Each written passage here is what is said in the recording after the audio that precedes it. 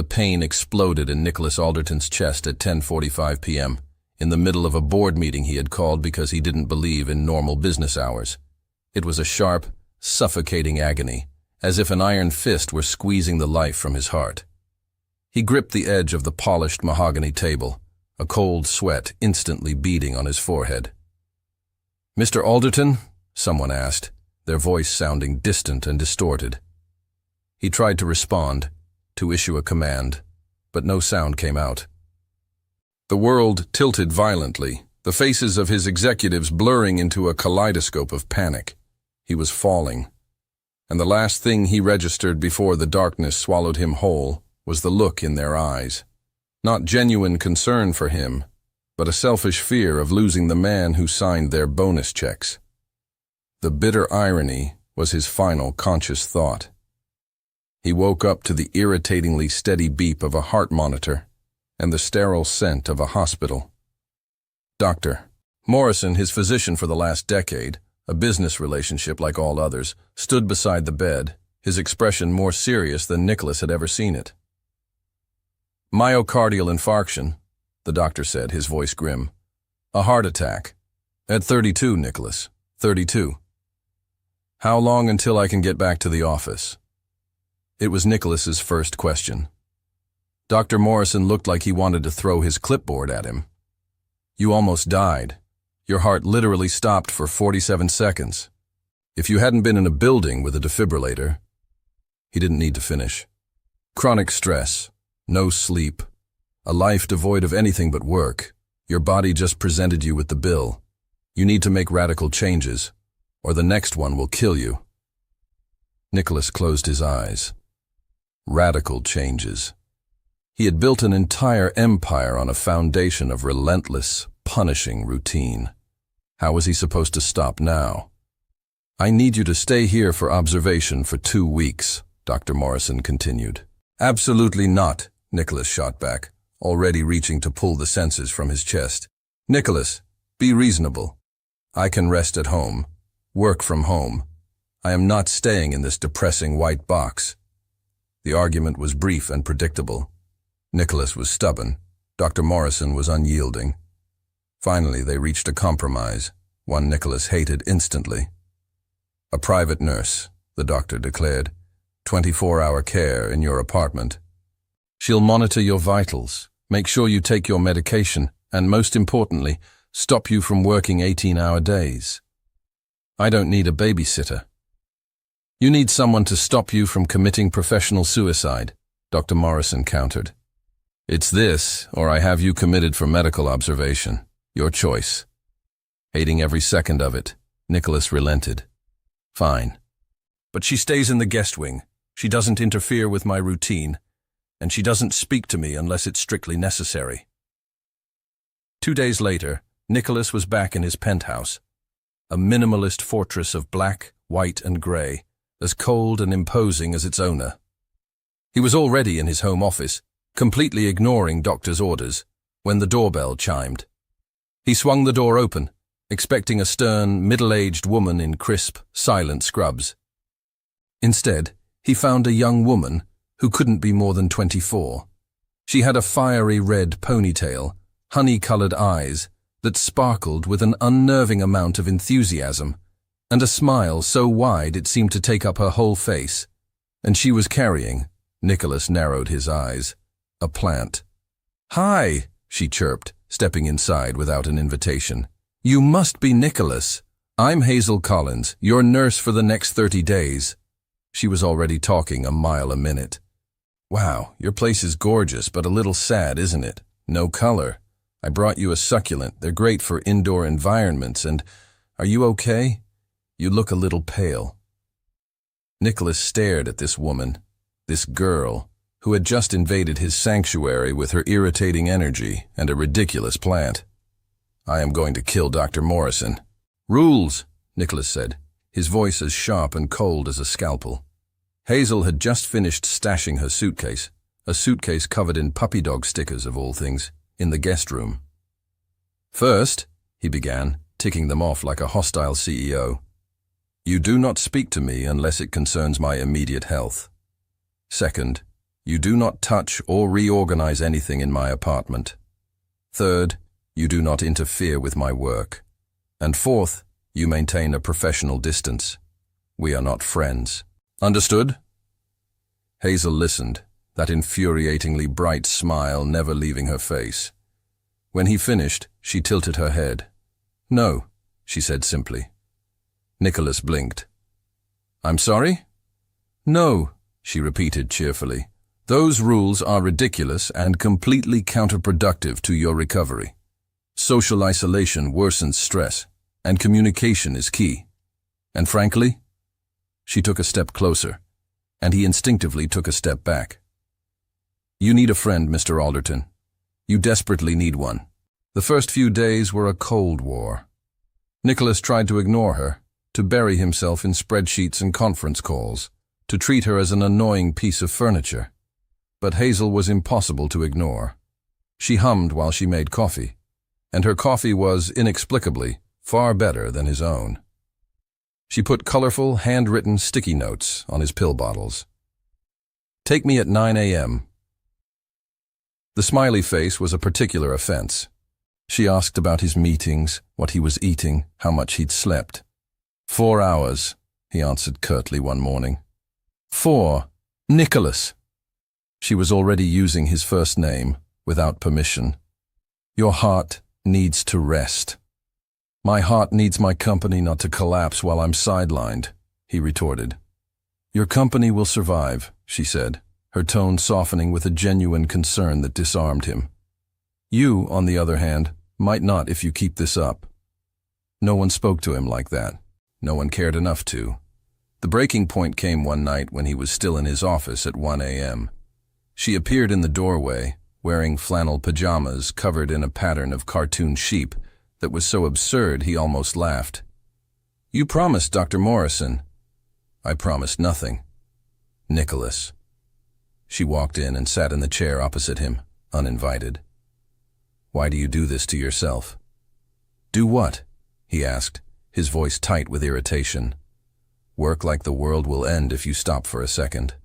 Live in this beautiful but empty apartment. There are no photos, no personal touches. Well, there's one plant now. Nothing that says a human being actually lives here. He stiffened. That's none of your business. It is, she insisted gently, because loneliness is just as deadly as stress. And you, Nicholas Alderton, are the loneliest man I have ever met. The raw truth of her words hit him like a physical blow. He wanted to be angry, to throw her out.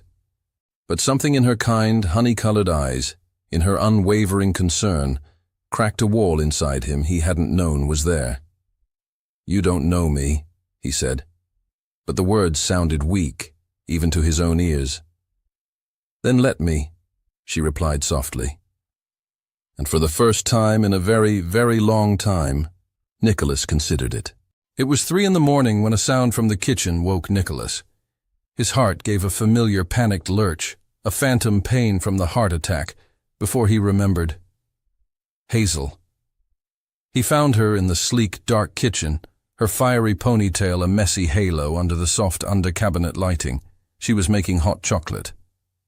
Couldn't sleep, she explained with a small, sheepish smile. You? I never sleep well, he admitted, surprising himself with the honesty. He found himself sliding onto one of the bar stools at the kitchen island, a place he usually only used for signing documents. Since the heart attack, or since always? She asked, her question casual but perceptive. He hesitated, then the words came, spilling into the quiet intimacy of the late-night kitchen. Since always. Since I was 12 and I'd wake up to the sound of my parents screaming at each other. And just like that, over 2 mugs of surprisingly good hot chocolate, the dam broke. He told her everything. He spoke of the constant bitter fighting, of slammed doors and broken plates and accusations that poisoned the air. He told her about the day he came home from school to find his mother's closet half empty. I was 12, he said, his voice low, devoid of emotion. She was just gone. No note, no goodbye. My father was in his study, drunk. He just looked at me and said, She chose her freedom over us. Then he went back to his paperwork. Hazel listened in complete silence, her eyes shining with unshed tears, but she didn't interrupt. My father, Robert, he raised me after that. If you can call it raising, Nicholas continued with a bitter laugh. He taught me that emotions are a liability, that love is an illusion women use to get money, that marriage is a prison. He turned his pain into a business lesson, and I was a very good student. So that's why you don't believe in love, Hazel said softly. It wasn't a question. Love doesn't exist, Nicholas corrected, the old, cynical mantra automatic on his tongue. There's convenience, physical attraction, maybe partnership. But romantic love? That's a fairy tale they sell to naive people. Hazel set her mug down on the counter and looked at him, her gaze so intense it startled him. You're wrong. Hazel, no, listen to me, she insisted, her voice firm but gentle. What your parents had wasn't love. It was toxic. It was resentment. It was two people who never should have been together trying to force something that wasn't there. But that isn't what love is. She leaned forward, her eyes pleading with him to understand. Love is a choice you make every day. It's caring for someone even when it's hard. It's vulnerability and partnership. It's finding that one person who sees you, really sees you, with all your flaws, and chooses to stay anyway. You're too young to be so naive, he said, but there was no bite in his words. And you're too young to be so cynical, she shot back. Your parents broke you, Nicholas, but broken doesn't mean irreparable. Something about the way she said it, with such absolute conviction, as if he were a treasure worth fixing, made his chest ache in a way that had nothing to do with his damaged heart. In the days that followed, something shifted. Nicholas still worked, but he took the breaks Hazel insisted on. They ate meals together. She cooked, and he discovered that food prepared with care tasted different. They talked. She told him about nursing school, about patients who had changed her life. He told her about building his company from scratch, about the thrill of his first major acquisition. Slowly, imperceptibly, his cold, empty apartment began to feel like a home. There were flowers on the table. There was laughter in the air. There was life. One afternoon, Hazel came to take his blood pressure, a routine procedure. But as her fingers rested on his wrist, counting the beats, she frowned. Your heart rate is elevated. I'm fine, he said quickly. Too quickly. Nicholas, this is serious. If you're having symptoms, I'm not sick. He captured her hand, his fingers closing over hers where they rested on his pulse point. He held her gaze, the air between them suddenly electric. It's elevated because you're close to me. Her honey-colored eyes widened, the clinical moment shattered, replaced by something raw and undeniable. She was close, too close. She should have pulled away. She didn't.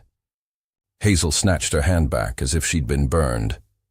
I need to check your medication schedule, she stammered, fleeing the living room with a speed that was anything but professional.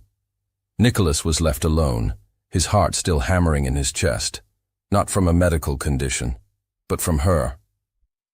For weeks, he had told himself this was just a professional arrangement, that the warmth he felt when she smiled was simple gratitude, that the ease he felt in her presence was just a side effect of his recovery. Lies, all of it. He was attracted to her in a way he hadn't allowed himself to be attracted to anyone in years, and it terrified him. The next few days were an awkward, clumsy dance of proximity and avoidance. Hazel tried to retreat back into a shell of professionalism, checking his vitals with a clinical efficiency, avoiding his gaze, and pulling away whenever they accidentally brushed past each other in the kitchen. Nicholas, for his part, tried to respect the boundary she was drawing, but he found himself constantly failing. He'd watch her when she wasn't looking, memorizing the way she bit her lip when she was concentrating on her notes, or the way she hummed softly to herself while she cooked. He even caught her talking to the plants she'd brought into his sterile apartment, encouraging them to grow. It was absurd, and yet it made him feel something dangerously close to fondness. One evening, they collided in the kitchen, both reaching for the refrigerator at the same time. His hands shot out instinctively, closing around her waist to steady her. They froze, trapped in a moment that stretched far beyond polite necessity. Her scent, something clean and fresh, like citrus and sunshine, filled his senses. "Sorry," he murmured, his voice husky, but he didn't let go. "It's okay," she whispered, but she didn't move away. The tension was a palpable, suffocating, and utterly delicious thing. "Can we talk about this?" Hazel finally asked, her voice barely audible as she took a small step back, breaking the spell. Nicholas felt the loss of contact like a physical blow. "About what?" he asked, knowing full well what she meant. "About this," she said, gesturing vaguely between them. "What's happening here?" His walls shot up, a lifetime of self-preservation kicking in. "Nothing is happening," he said, his voice turning cold and distant. "You are my nurse. I am your patient. There are professional boundaries. Boundaries you crossed when you told me your heart races when I'm near," she shot back, her frustration finally bubbling to the surface. She was right, damn it. "That was a mistake," he said, hating the lie, hating himself for hurting her. "I shouldn't have said it." "But you did," she insisted, her honey-colored eyes flashing with a challenge. "And you can't take it back. What do you want from me, Nicholas?" "Everything," a voice screamed inside his head. "I want everything you're willing to give." But what he said was, "I want you to continue doing your job, nothing more." The hurt that flashed across her face was a physical knife to his chest. "Right," she said, her voice suddenly brittle. "Professionalism. Got it." She turned and walked to the guest wing, closing the door behind her. She didn't slam it. She was too gentle for that. But the soft, final click was somehow worse. Nicholas didn't sleep that night. He lay in bed, staring at the ceiling, replaying the conversation, hating himself for pushing her away, and hating himself even more for how much it mattered. Around 4 a.m., he gave up and went to the living room. A single lamp was on. Hazel was curled up on the sofa, staring intently at a photo on her phone. She didn't hear him approach. He was about to speak when he saw the glint of tears on her cheeks. She was crying, silent tears tracking down her face as she stared at the screen. He had never seen her cry. Without thinking, he moved closer. "Hazel?" She jumped, quickly wiping at her face. "Nicholas, I didn't hear you. What's wrong? Why are you crying?" "It's nothing. I'm fine." "You're a terrible liar," he said softly, sitting on the edge of the coffee table opposite her. "Please, talk to me." She hesitated, then slowly, she turned the phone toward him. The screen showed an old photo of her. She was younger, beaming, her hand resting on a proudly swollen, pregnant belly. And Nicholas understood. There was a story here, a painful one. "Who was she?" he asked gently, his voice barely a whisper. "Who I used to be," Hazel whispered back. "Before everything fell apart." "I was married," Hazel began, her voice small and fragile, a stark contrast to her usual bright energy. "I married my college sweetheart at 19. His name was Ryan, and he was everything I thought I wanted. Charming, attentive, and he said all the right things. I was naive enough to believe in fairy tales."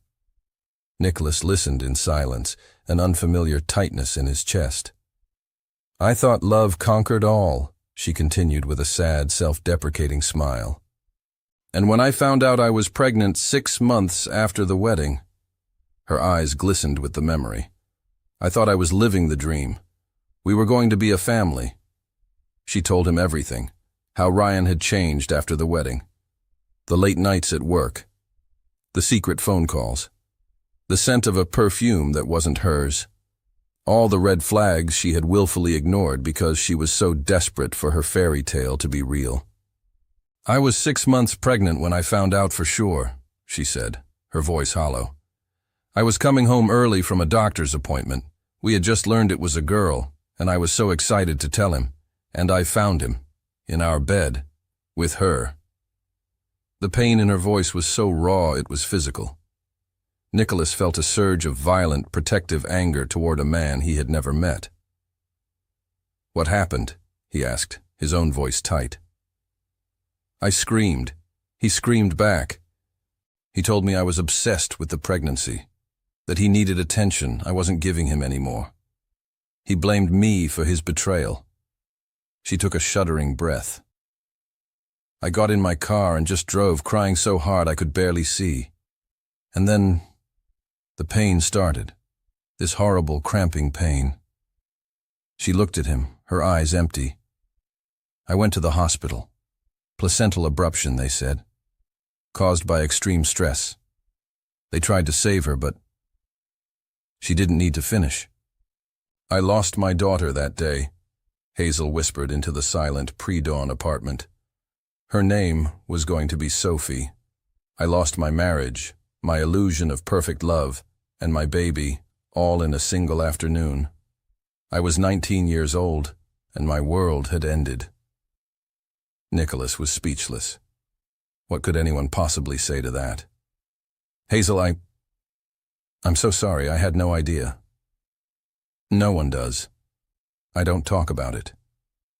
She finally looked at him, her gaze clear despite the tears. But you deserve to know why I'm like this, why I still believe in love even after all that. How? Nicholas asked, the question genuine, his cynicism warring with his awe of her. How are you not the most bitter person on the planet? How can you still smile and care for people and believe in fairy tales after that?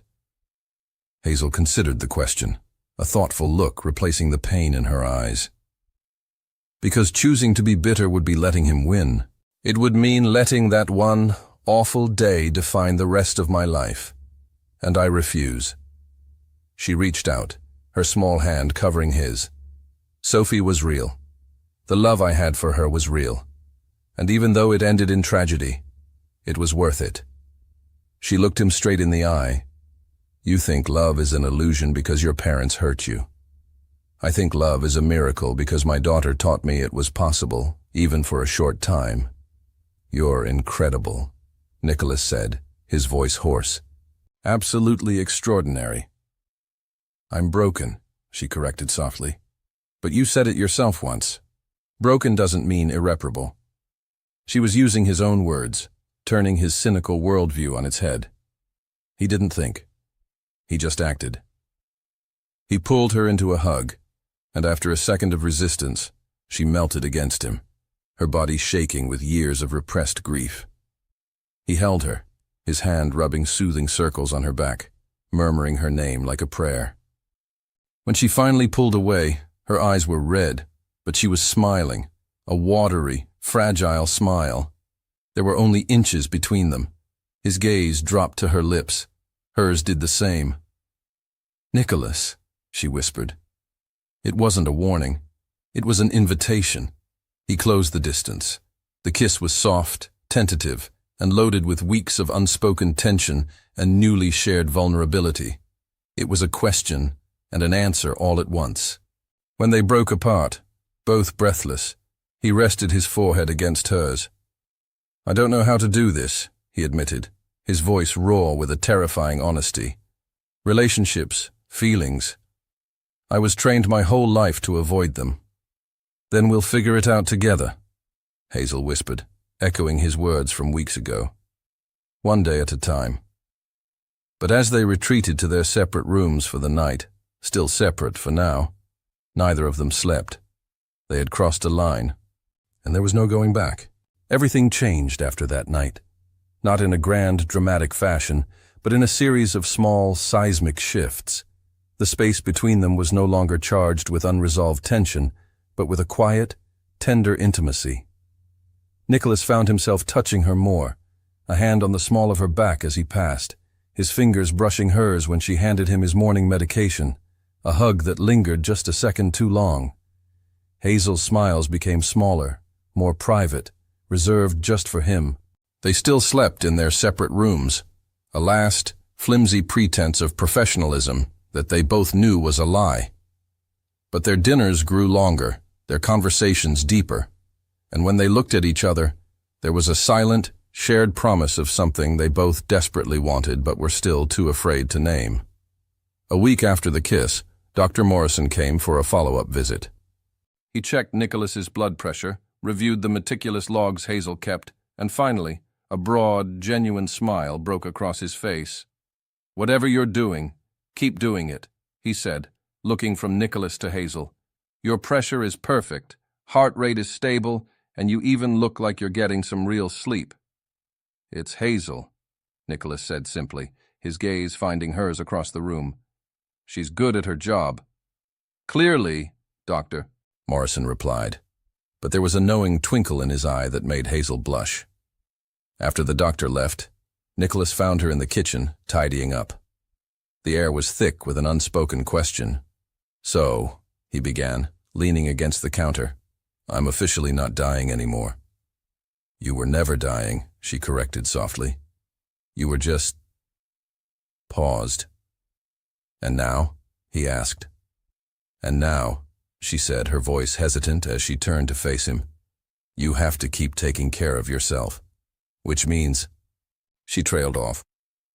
"Which means I don't need a 24-hour nurse anymore," Nicholas finished for her, his heart sinking with a sudden, unexpected dread. "Technically, no," she admitted, her eyes dropping to the floor. The silence was heavy, suffocating. "Do you want me to leave?" she finally asked, her voice small, her vulnerability a stark contrast to her usual bright confidence. "No," he answered immediately, the word torn from him. He took a step closer. "But I can't ask you to stay on as my nurse when I don't need one. It would be..." "Selfish, unfair," she supplied. "Wrong," he finished. "Then ask me to stay as something else," she said, her voice suddenly bold, her eyes lifting to meet his. Nicholas stared at her, his mind racing. "As what?" "As the person you like having around," she said, her voice gaining strength with every word. "As the person who makes you laugh. As the person who is completely, terrifyingly, falling in love with you and doesn't want to go anywhere." The confession hung in the air between them, shimmering and brave. Nicholas felt like the wind had been knocked out of him. He wanted to run. Every cynical, self-protective instinct he had ever learned was screaming at him to retreat, to put the walls back up, to not risk the pain he knew love inevitably brought. But then he looked at her. Hazel, who had been betrayed in the worst way imaginable, who had lost a child, and who was still standing here choosing to believe in love, choosing to risk her heart on him. And he realized with a sudden, clarifying shame that he was the coward in the room. "I don't know if I can be what you need," he said, the admission raw and honest. "I don't know how to love someone. My father..." "Your father was wrong," she interrupted, her voice fierce. "About everything." She closed the distance between them, her presence a warm, steady flame. "Love isn't a weakness, Nicholas. It's the bravest thing you can do. And you don't have to be perfect at it. You just have to be willing to try." He didn't have a response. He only had an action. He pulled her to him and kissed her. Not the tentative, questioning kiss from before, but a deep, hungry, desperate kiss, filled with weeks of repressed desire and a terrifying, exhilarating hope. When they finally broke apart, he whispered against her lips, "Stay. Not as my nurse. Not as a guest. Just stay with me. For real." "Yes," she breathed, her answer immediate and absolute. That night, for the first time, they didn't retreat to their separate rooms. And as Nicholas fell asleep with Hazel curled in his arms, her soft breathing a steady rhythm against his chest, he had a startling thought. Maybe love isn't an illusion. Maybe it's this. But the next morning, reality came crashing in with a phone call. It was Jennifer, his assistant.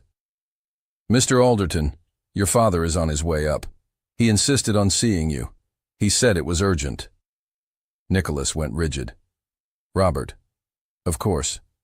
The man hadn't shown his face in months, and he chose now. "Tell him I'm busy." "I tried, sir," Jennifer said, her voice strained. "He's already in the elevator." Nicholas hung up, a cold knot of dread tightening in his stomach. Hazel saw the change in him instantly. "What is it?" "My father," he said, his voice grim. "He's coming here." "It's okay," she said, squeezing his hand. "I'm here." But when the doorbell chimed 20 minutes later, and Nicholas opened it to reveal Robert Alderton, a man who was an older, colder, harder version of himself, Hazel knew with a sickening certainty that it was not going to be okay at all. "Father," Nicholas said, his voice a carefully constructed wall of neutrality. Robert Alderton swept into the apartment without an invitation, his sharp, critical eyes scanning the space. He immediately noticed the changes, the vibrant green of the plants, the colorful throw pillows on the sofa, the general, comfortable messiness of a life being lived. "You've redecorated," he commented, his tone laced with disapproval. "It's different." "Hazel brought a few things," Nicholas explained, his body tensing. It was only then that Robert's gaze finally landed on her. She was standing near the kitchen, feeling like an intruder in what had, just moments before, felt like her home. His eyes narrowed. "And who is Hazel?" The insinuation in his voice was immediate and insulting. "My nurse," Nicholas stated, the lie feeling bitter on his tongue. "After the heart attack." "Ah, yes, the heart attack," Robert said, settling into Nicholas's favorite armchair as if he owned it. "The reason I'm here, to make sure you haven't decided to die and let the empire I built for you crumble." The visit was a disaster from the start. Robert interrogated Nicholas about the business, deals he'd missed, meetings he'd delegated, decisions made in his absence. Every question was a thinly veiled accusation of weakness. "I had a heart attack, Father. I almost died." "And whose fault is that?" Robert retorted coldly. "I taught you better. Stress management. Discipline. You taught me to be a workaholic with no personal life," Nicholas shot back, a new, defiant anger rising in him. "Look where it got me." Robert seemed surprised by his son's backbone. His gaze flickered to Hazel, who was trying to make herself invisible. "It's her, isn't it?" he said, the word her dripping with disdain. "The nurse. She's putting soft ideas in your head." "She's keeping me alive," Nicholas corrected, his voice dangerously low. "She's taking care of me in ways you never did." "Care?" Robert laughed, a cold, humorless sound. "I made you a billionaire. I gave you the tools to conquer the world. Care is a luxury weak men afford themselves." Hazel couldn't stay silent any longer. "With all due respect, Mr. Alderton, you're wrong." Absolute silence. No one spoke to Robert Alderton that way. "Excuse me?" he said, turning his full, icy attention on her. "Your son almost died because he learned from you that feelings are a weakness and that human connection doesn't matter," she said, her voice shaking but firm. She took a brave, foolish step forward. "You may have given him business tools, but you took away the most important tool of all, the ability to be human." Robert rose to his feet, a towering pillar of indignation. "And who do you think you are?"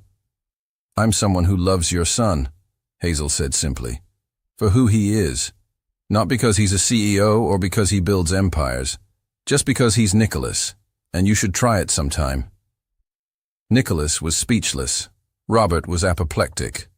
"Nicholas," Robert said, his voice dangerously quiet. "A word, in private." They disappeared into the office. Hazel waited, her heart pounding. She heard raised voices. She heard the sound of something shattering. 20 minutes later, Nicholas emerged, his face a tight mask of controlled fury. "He's gone." "What happened?" He didn't answer. He just pulled her into a fierce, desperate hug. "I chose you," he whispered into her hair.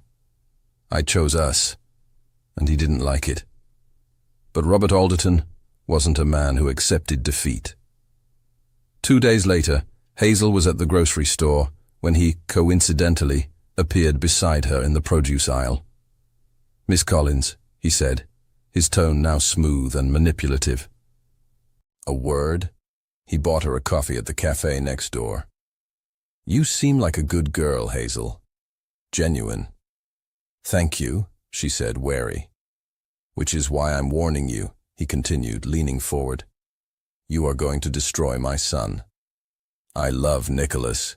"I know," he interrupted, "and that's the problem. My son was bred for a certain kind of life, a certain kind of woman. A woman from his world, who understands the demands, the expectations. You, my dear, with all your good intentions, are out of your depth." His words were calm, reasonable, and utterly devastating. "You will hold him back. He will be forced to choose between his legacy and you. And that conflict will ruin him." He placed his business card on the table. "When you realize I'm right, and you will, call me. I will help you exit his life gracefully. I'll even compensate you for your time." Hazel pushed the card back across the table. "Go to hell," she said, her voice trembling. She walked out, but his words followed her, a toxic poison seeping into her oldest, deepest insecurities. "Out of your depth. You will ruin him. You don't belong." And Hazel, who had been broken once before by a man who told her she wasn't enough, began to believe him. Hazel didn't tell Nicholas about the conversation with his father. She should have. But the words were stuck in her throat, tangled up with all the old, familiar insecurities she thought she had conquered. "You're not good enough. You're out of your depth." She looked at Nicholas's life, the multi-million-dollar apartment, the meetings with world leaders, the casual decisions that affected thousands of lives. And then she looked at herself. A 24-year-old nurse with a messy past and an uncertain future. For the first time since she'd fallen in love with him, she truly questioned if Robert was right. In the days that followed, a subtle distance grew between them. It wasn't obvious. She still smiled. She still cared for him. She still slept in his arms at night. But her smiles didn't quite reach her eyes anymore. Her touch was hesitant. Nicholas noticed immediately. "Is everything okay?" he asked one evening as they ate dinner. "Of course," she lied, forcing a brightness she didn't feel. "Just tired." But it wasn't fatigue. It was fear. Fear that she was an imposter in his life. Fear that she was a liability he would eventually come to resent. Fear that her love, which felt so pure and real, wasn't enough to bridge the chasm between their worlds.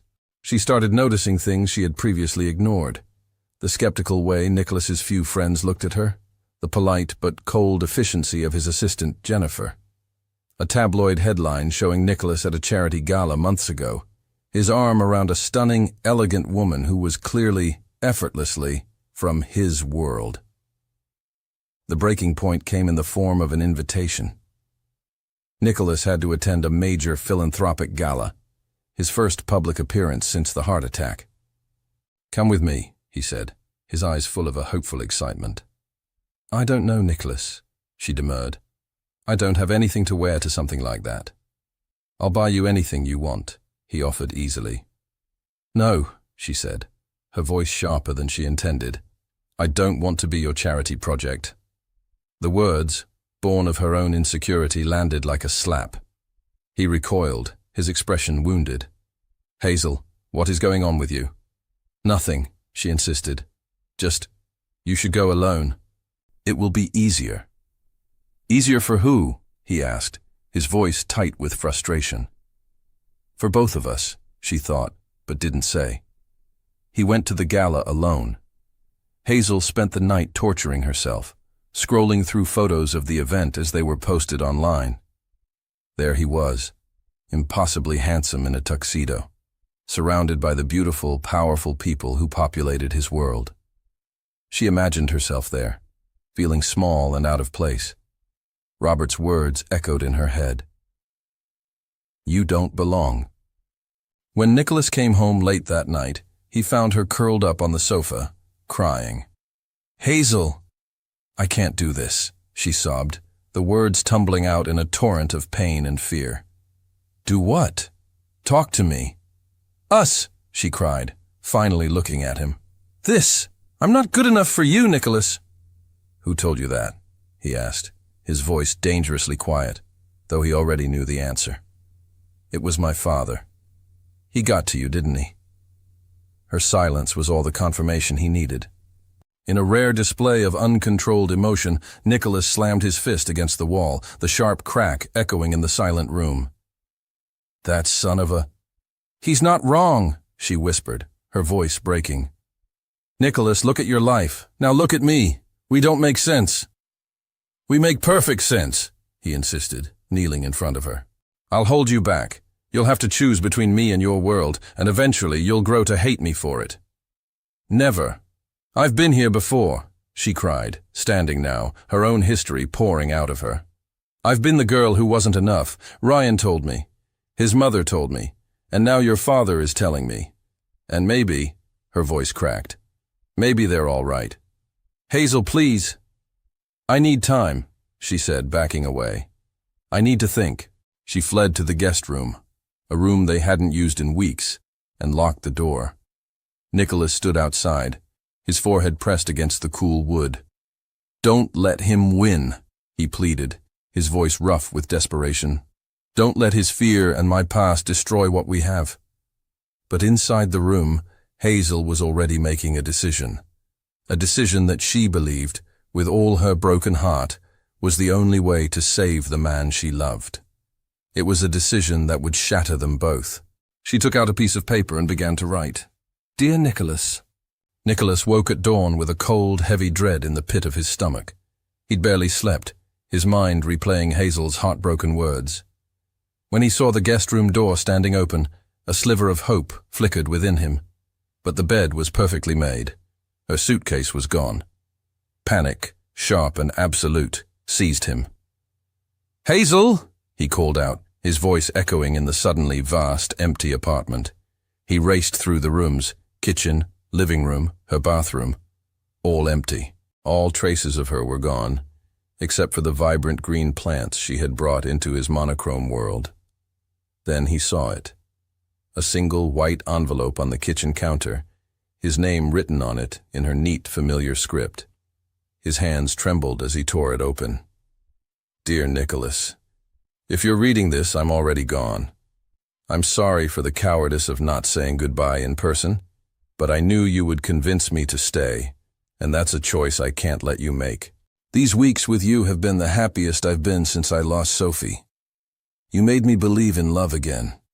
You made me feel seen and cherished and worthy, and I love you more than words can say. But your father is right. Our worlds are too different.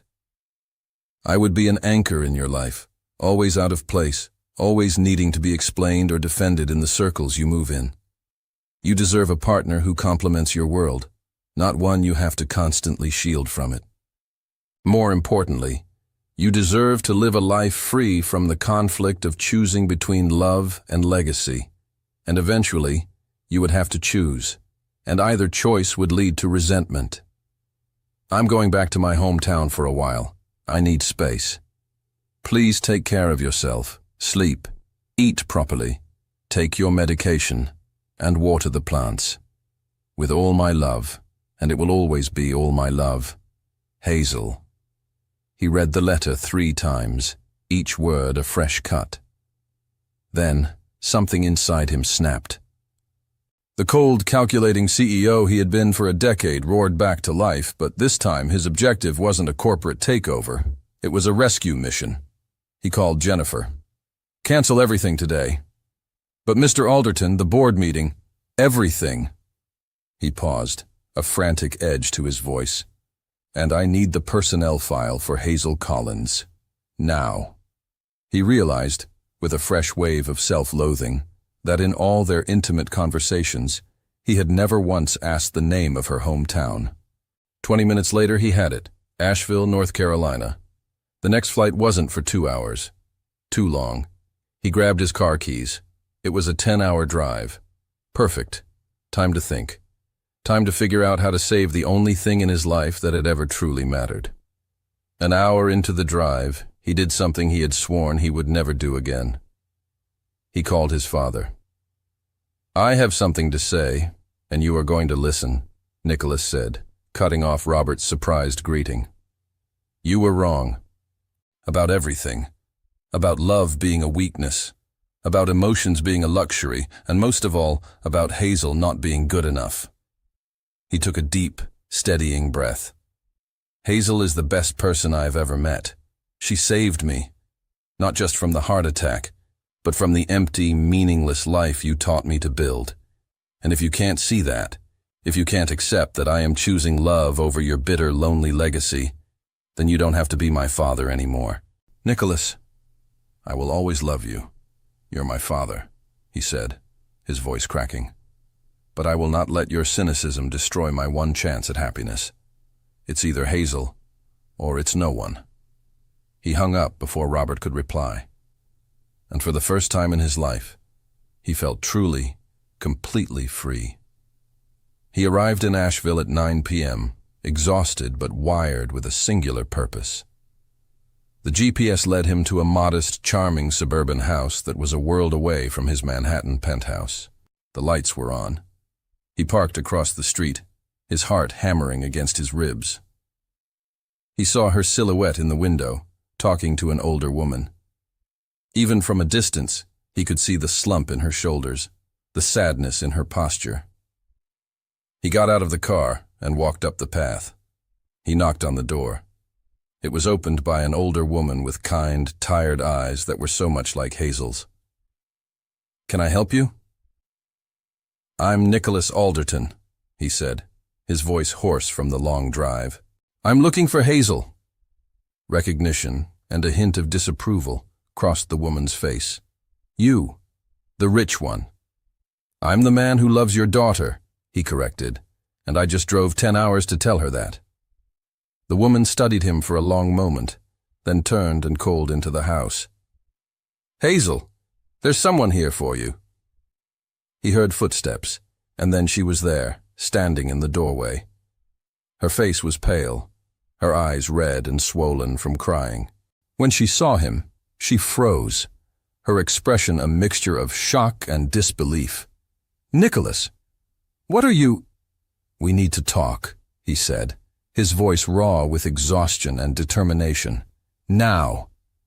"You shouldn't be here," Hazel whispered.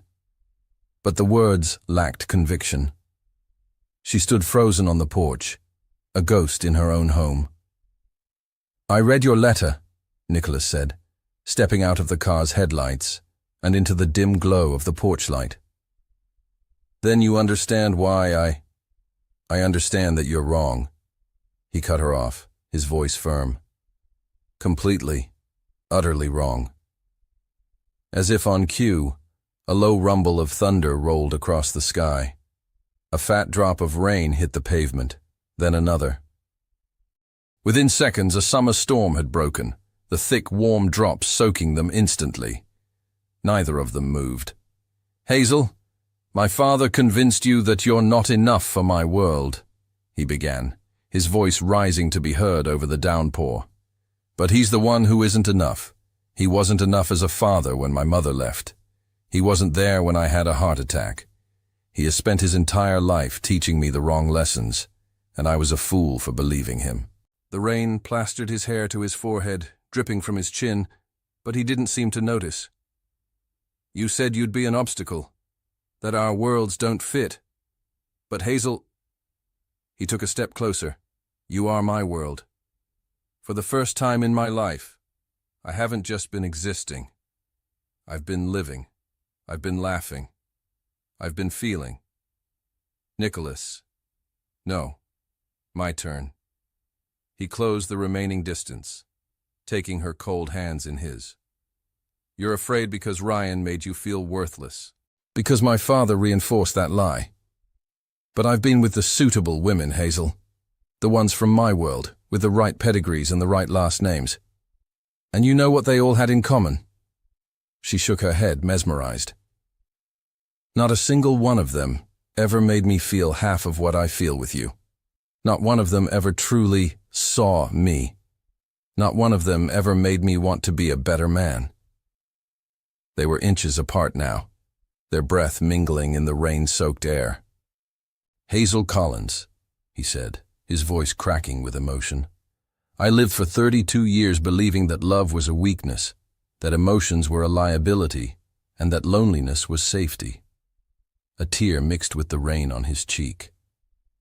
And then you stormed into my apartment with your ridiculous plants and your impossible smile, and you shattered every wall I ever built. But what if your father is right? She whispered, her own tears now indistinguishable from the rain. What if I hold you back? And what if you're the best thing that has ever happened to me, and I let my fear and my father's poison ruin it? He countered fiercely. What if we spend the rest of our lives wondering, what if? I don't want you to resent me. Impossible, he breathed. I love you. I am in love with you. And maybe our worlds are different, but we'll build a new one. Together. Our world. Where it doesn't matter where we came from, only where we're going. And then he did the one thing she never expected. He dropped to one knee, right there, on the wet, muddy porch, in the middle of a thunderstorm. I don't have a ring, he said, his voice raw and desperate. I don't have a speech. But Hazel, marry me. Not for convenience, not for a contract, not for social standing. Marry me because you make me want to wake up in the morning. Marry me because your laughter is my favorite sound. Marry me because when I think about my future, all I can see is you. The only sound was the drumming of the rain. Hazel stared down at him, this powerful, brilliant, broken man, kneeling in the mud for her, his heart completely and utterly exposed. And she saw the truth. Not pity, not obligation, just love. Real, terrifying, life-changing love. Yes, she whispered. Then louder, a laugh bubbling up through her tears. Yes, 1,000 times, yes. He surged to his feet, pulling her into a kiss that was all rain and tears and years of pain finally washing away. When they broke apart, Hazel's mother, Margaret, was standing in the doorway crying happily. You're both going to catch pneumonia, she said, but she was beaming. Get inside. We have a lot to talk about. 3 days later, Nicholas and Hazel drove back to Manhattan. The silence in the car wasn't tense or awkward. It was a comfortable, shared peace. But as they approached the city, Nicholas took an unexpected exit. Where are we going? Hazel asked. To settle a few accounts, he said, his jaw set with a quiet determination. He pulled up in front of the imposing glass tower of Alderton Holdings, Robert's office. He turned to her, his hand covering hers. Together? Always, she replied, her heart swelling with love for the man he was becoming. Robert was surprised to see them, and even more surprised to see Hazel standing confidently by Nicholas's side. Nicholas, Miss Collins. It's Hazel, she corrected gently but firmly. And soon, it will be Hazel Alderton. Robert blinked, the news clearly catching him off guard. You're engaged. We are, Nicholas confirmed, his voice leaving no room for argument. And you will respect her, and you will respect us, or you will lose me for good. The tension in the room was thick enough to cut with a knife. Robert stared at his son, then at the young woman who had so thoroughly dismantled his world. Finally, he let out a long, weary sigh, the sound of a man who had been carrying a heavy burden for too long. He looked older, tired. I was wrong, he said, the words quiet and shocking. About you, Hazel. About love being a weakness. About a lot of things. He looked at Nicholas, his eyes filled with a lifetime of regret. When your mother left, it broke something in me. I poured all of that bitterness into you. I taught you never to feel because I couldn't handle my own feelings. And in the process, I almost killed you. His voice cracked. I haven't been alone since she left. I've had arrangements, dates, but I never let anyone get close. Because if you don't love, you can't get hurt. He looked at Hazel, his expression one of dawning, painful realization. But you can't be happy either. And watching you, Nicholas, seeing you genuinely happy for the first time since you were a boy. His voice broke completely. I realized how badly I failed you. As a father, as a man. Dad, Nicholas started, taking a step forward. No, let me finish, Robert insisted. He turned his gaze fully on Hazel. I told you that you weren't good enough for him.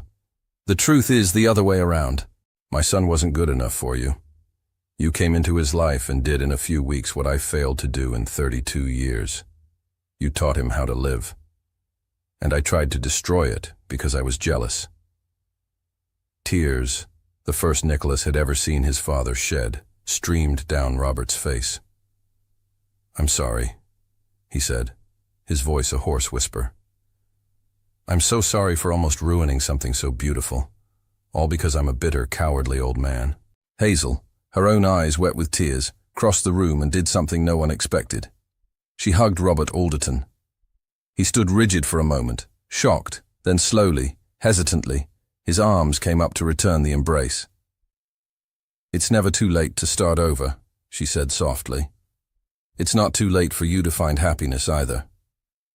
In the months that followed, a new, tentative normal began to take shape.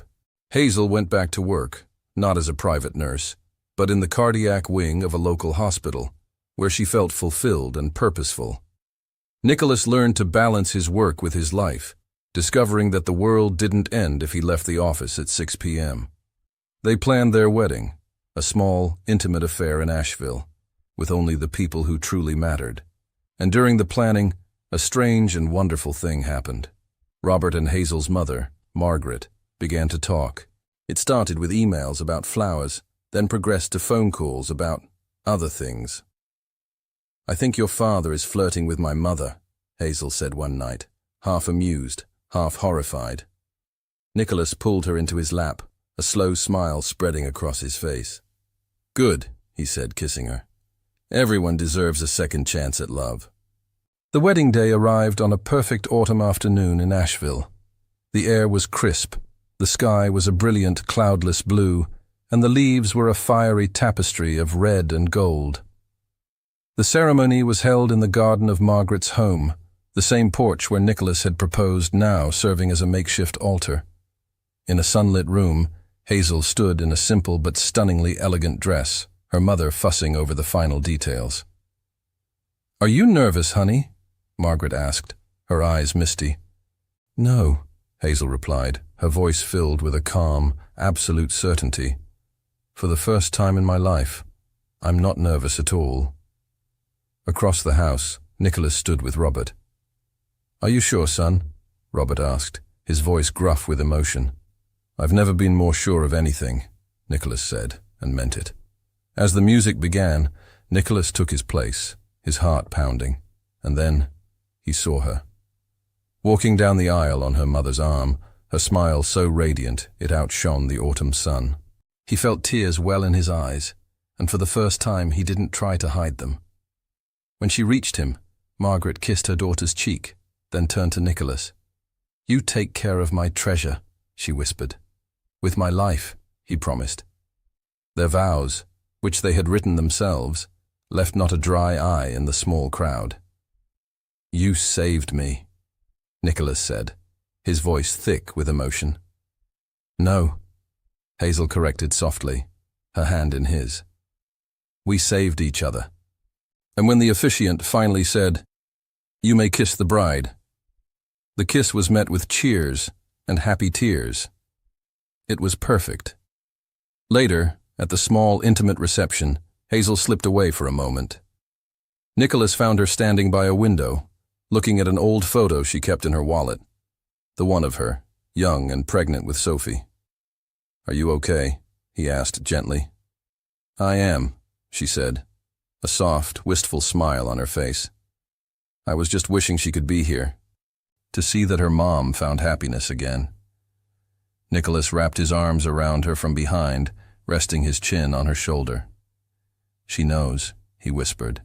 Wherever she is, she knows, and she's so proud of you. He paused. Then his hands moved to rest protectively on her stomach. And she knows she's going to be a big sister. It took a second for his words to register. Hazel turned in his arms, her eyes wide with disbelief. What? Nicholas, I'm not... You are, he said, his smile the brightest she had ever seen. I found the pregnancy test in the trash this morning. I was waiting for the right moment to tell you I knew. She stared at him, speechless. Then a joyous, disbelieving laugh bubbled up from her chest. We're having a baby. We're having a baby, he confirmed, his voice filled with a love so profound it was boundless. He pulled her into a kiss filled with all the promises of their new beginning. And as he held her, surrounded by their family, Nicholas Alderton finally understood. Love wasn't a fairy tale or an illusion. It was real. It was a choice you made every day. It was messy and chaotic and imperfect,